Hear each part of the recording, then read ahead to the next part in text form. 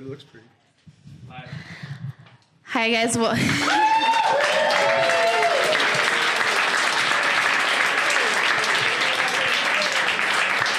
thank you so much for coming out to this year's 2014 Intendence Film Festival opening night.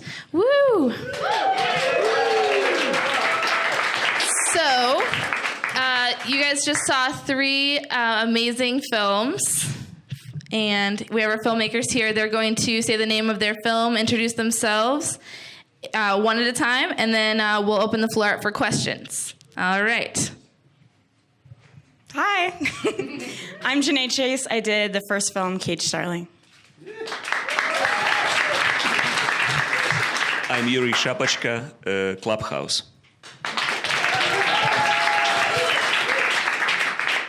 Tim Crennan, Read Between the Signs, along with Clay Garth. All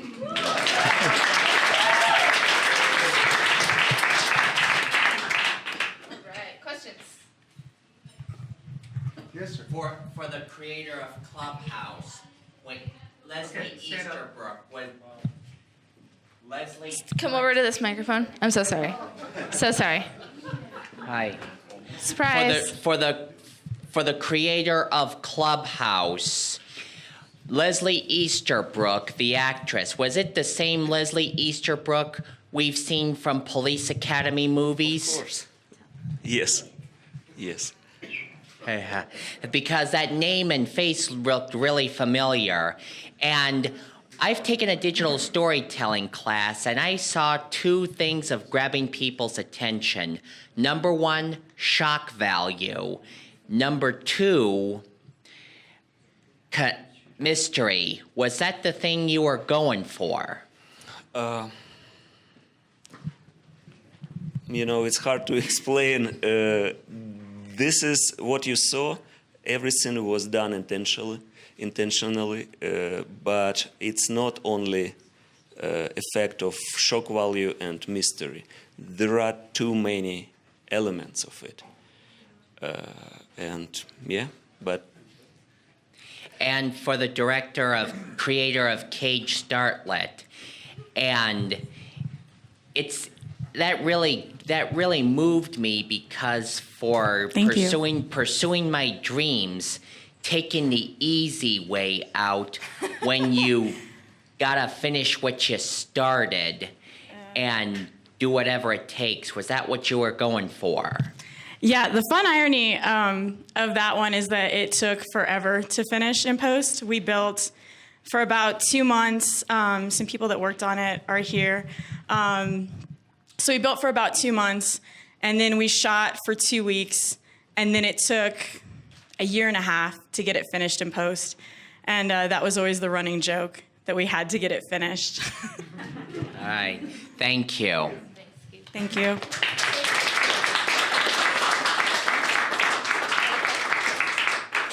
Come on, someone's got to have more questions. Anyone? Sean? Questions? I'm sorry. Hey, does anyone have any more questions for our filmmakers? This one's for Clubhouse. What city was it filmed in? Birmingham. Oh, it was Birmingham. You got that right. I didn't get that right. You got that right. All right. And did you always shoot on really early on Sunday morning? So it looked like you kicked everybody out of the city so you could shoot. We liked it this way. I wanted to have certain feel, so we found right time for that. Birmingham is wonderful for filming, for shooting. I love these people. People of Birmingham, very supportive. Are you from Birmingham? Is that where you live? Well, originally I'm from Ukraine, but I lived in Birmingham. I lived many years in Birmingham, so I love it, and I would recommend for filmmakers to film their movies there. It's very supportive. Cool. Thank you. Does anyone else have any more questions for our filmmakers? Oh, come on down.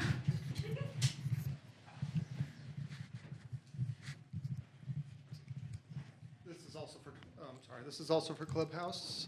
The lighting you had in a lot of your scenes, was a lot of that natural, or how much backlighting did you have, and what filters did you use for your cameras? It was not natural. We had full crew. They were working. It drove me crazy to wait for them to, to establish lights for every scene.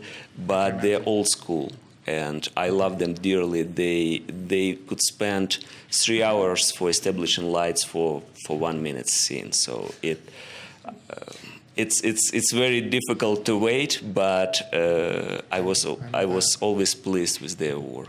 Because I could tell you had 3 different styles. You had exterior, outdoors, right, which was very bright. Right. I like that. Even outside, it was yeah.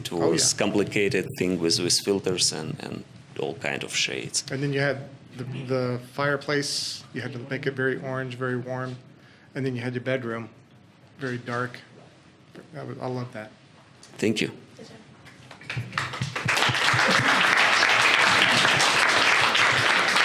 So I have a question for Read Between the Signs.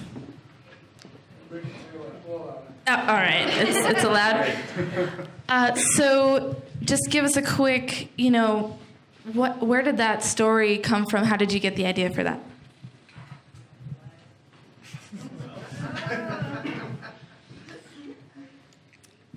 That story came out just a number of years ago. It was, I really don't know. It didn't have like a great origin story. It was just one of those.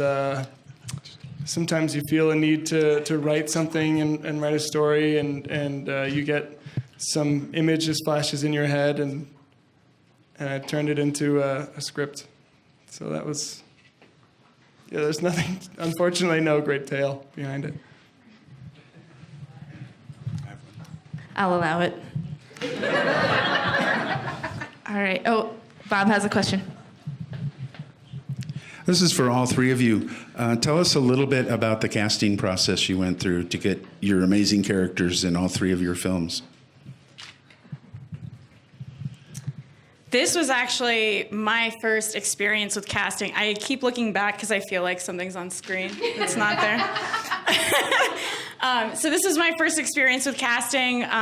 We held about 2 casting sessions. We weren't casting a lot of people, and we got everybody fairly quickly. So it was my first time around, and it was the easiest one so far for me.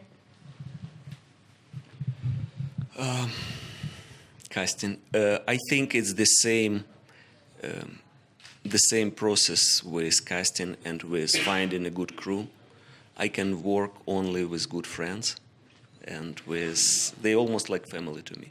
So it's a challenge to find people like that, but I cannot work with strangers. So Tim Abel is my very good friend. Leslie is it's honor for me to be her friend, and all of them. But every member of the crew is the same.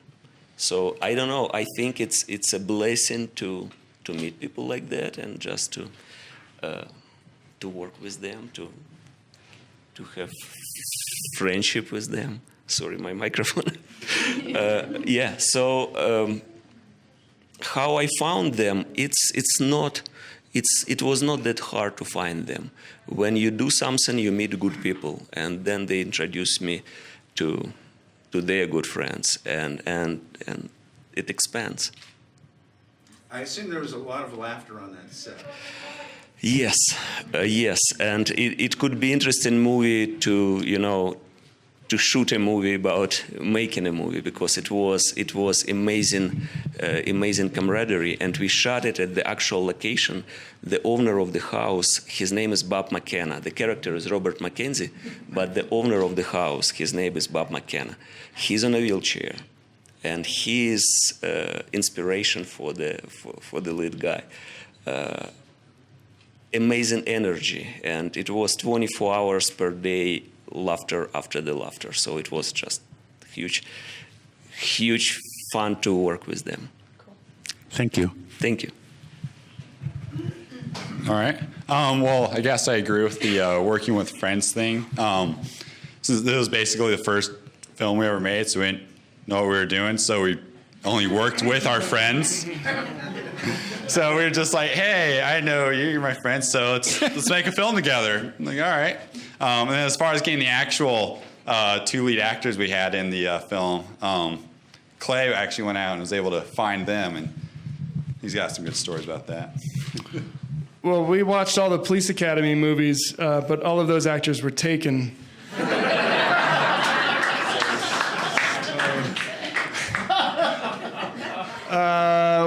We met Matt Rozak, who we met him first, and he was just the nicest guy that we met, who was really interested in the project, and we saw a little bit of acting from him. And he just had a moment when he was acting. He was doing this like a practice session or whatever. I don't know acting lingo, because I'm not deeply embedded in the industry. But so he was going through this acting routine, and he was just really trying to like overact. And he had this thing where just suddenly it clicked, and suddenly he was just like in the moment. He was in the character, and it wasn't even acting. It was just like really, really raw talent that came out. And I was like, wow, that was really cool. And I made a mental note, and then he sat next to me afterwards, and he was like, "Hey, man, what are you doing? What are you working on? Can I be a part of it? Are you looking for actors? Like, let me do this. I would love to do it." And I was like, "You haven't even read the script yet." And he's like, "I want to be a part of this." So, so Matt took a look at the script eventually and liked it, and then he helped us find Mindy Faulkner to play the female role.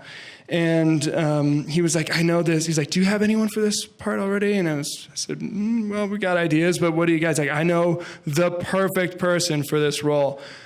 And so he contacted her, and we sent her the script, and she was like, "Yeah, great, I'd love to do it." And I met with Mindy, and she just kind of like walked in with this like whirlwind force of personality, and just totally came in and was like, I got this role. I got this. And I was like, "I really want you to try to bring, like you've got to be as strong." And she's like, "That is not a problem. I've got this role."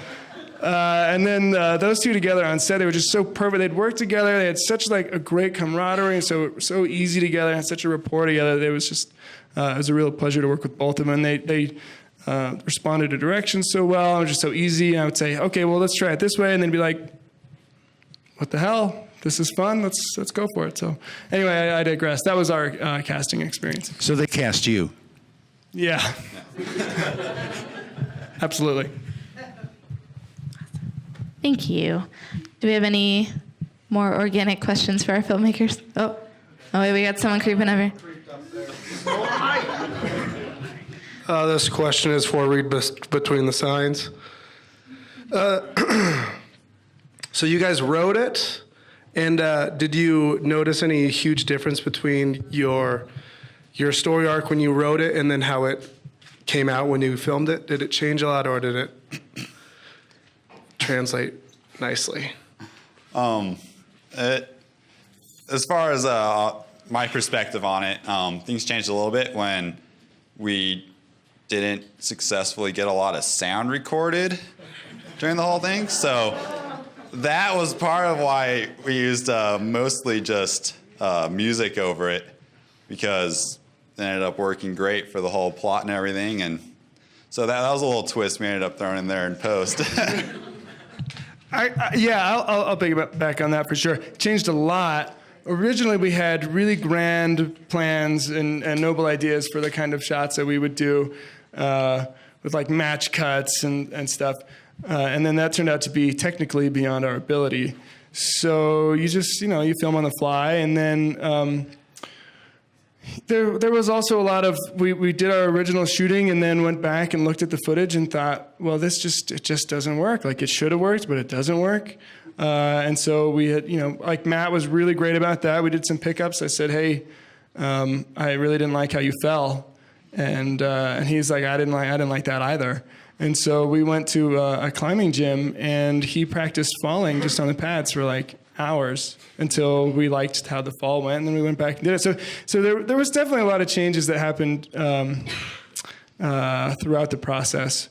The sound ended up, I think, being a really great thing in the end, because it worked out really well. It was Tim's idea after we were trying to fix the sound and going back to re-record it, and then Tim came up with the idea, well, let's just see what it's like without any sound, and I thought it really worked for pulling people into the atmosphere and kind of like getting you into the world of the characters and kind of experiencing it a little bit more from their perspective, and so that just ended up being one of those things where you discover during the process things work out better than you could have planned for. So.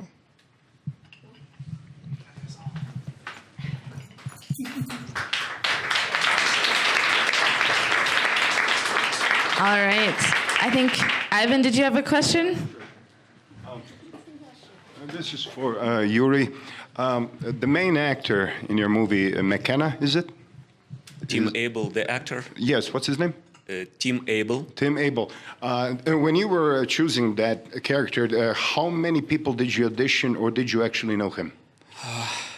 It's a great question. I think it took for me 5 or 6 months for looking for the right person, and it didn't work. Right. Until one day at 6 a.m., I jumped from my bed and I realized that I met this actor on a set of a movie. I think it was a movie called Cross. And he played a part in this movie. And we met and we took a picture together. And I thought about him at 6 a.m. I called him at 8 a.m. Then we met at Studio City coffee shop at 11 a.m. I gave him the script. At 4 p.m. he called me back and we decided to do it. And okay, he's a co-producer of the film, by the way. So there were no casting directors helping. It was your idea. Oh yeah. Okay, good. Because I really loved his performance. His performance held the whole thing together. I mean, he was the spine of the movie. It was believable, 100%. I love him. Everybody on the set loved him. He's just a great guy, and he's a former soldier, so he has all this experience. Mm-hmm. Very good. Oh, and excellent. by the way, he became a close friend with the inspiration, the owner of the house, Bob McKenna. When they met at the first day of shooting, they looked like totally different people. By the end of the filming, in 2 weeks, they looked like twin brothers. Because Tim adapted his body language, even his look. I have some pictures I'll show you later. They look like twin brothers. Interesting. Which is also interesting because he looks like Goran Višnjić, the Croatian actor who played Luka Kovac on ER. And he really reminded me of him. It just there was something about the way his psychophysical. Probably I saw something in him. Maybe, well, you're right. Very good Thank choice, you. Very good choice. All right. I think that's it for questions.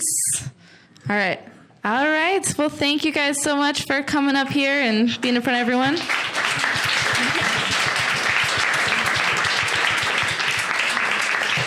We really enjoyed your films. We're going to have more information about them up on our website, www.intendence.org. Thank you, Open Media, Denver Open Media, for helping with all of this. And we've got 2 more days of great films showing here at Denver Open Media. Just thank you. Thank you, everybody. All right.